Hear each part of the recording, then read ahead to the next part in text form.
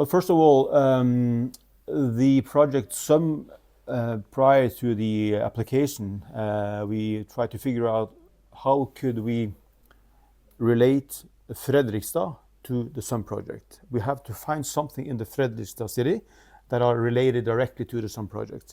So what we did, we had 72 plans related to mobility that we're now trying to consolidate to one framework. And we are focusing on mobility related to ferry transport. And as Fredrikstad has a unique public transport system based on waterways and ferries. In 2012, it was a policy decision that it was made free. So we had an increasement from 357,000 passengers to the year after up to over 800,000, 130% increasement.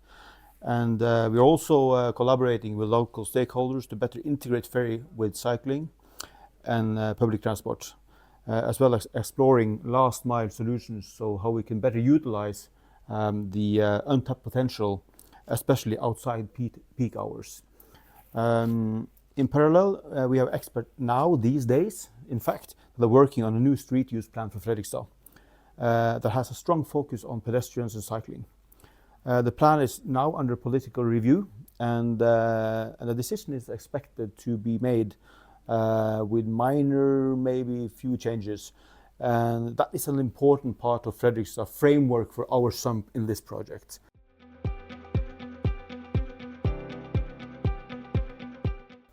Lesson learned, yeah, very interesting. First of all, as we are a municipality, we need to make sure that we have early involvement of all relevant stakeholders, and that is also in the management. And that we have learned is that decisions made without broad support often face resistance and delays. So that we have learned from that is that we have early involvement from the management.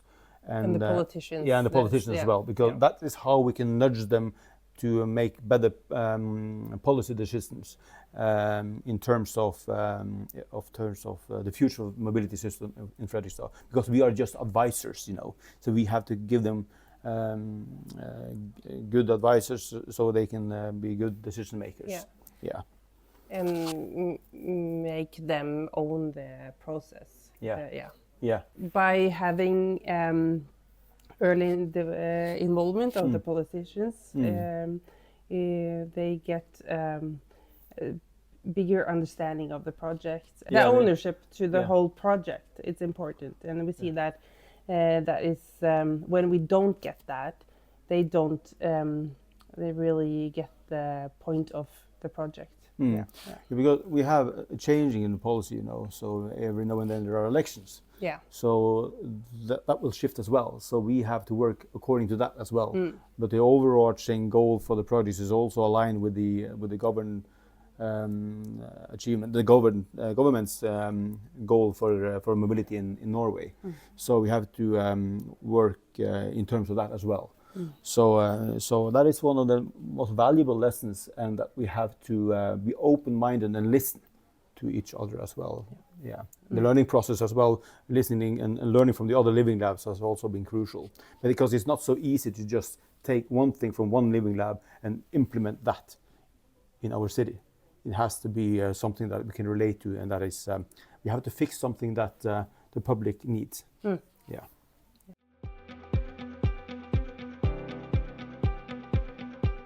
The perspective of the residents are essential, and we use user service and dialogue with the different stakeholders, with the passengers, and the different businesses that are related to the mobility systems, and that provide us with valuable insights, so we can shape the future mobility system better in terms of what they need, just not only what they want, but what they need.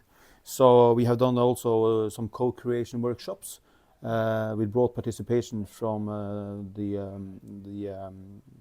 relevant stakeholders and experts from the city, and with a lot of help from Chalmers University of Technology that are also in the project and do the co-creation sessions. I mean, very valuable also when we included small businesses and those who are using the ferries. so they can give us valuable insight in how can we better build mobility system in terms of, for example, creating new services.